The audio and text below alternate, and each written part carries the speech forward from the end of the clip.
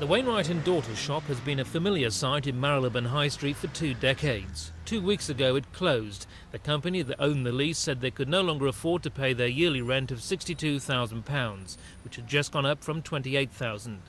The owners are now offering this shop free to anyone who will take over their lease for the remaining 5 years. They may think we can afford to pay it. Ultimately, it is the customers that have to pay that rent in higher prices if you could do that. You can't charge higher prices, though. You must still compete with other major stores in this area.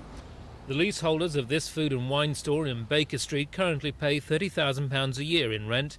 The landlords are demanding £110,000, an increase of 360%. They claim the increase is because the property has been changed without their permission, but they declined to be interviewed. A spokesman for the firm running the business blamed middlemen who fixed the rent increase for the landlords.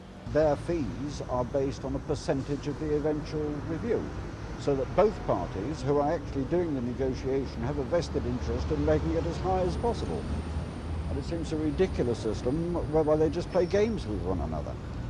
There seems no apparent reason for such big rent increases in the West End, but some businessmen have already decided enough is enough and shut up shop. Ken Andrew, Thames News.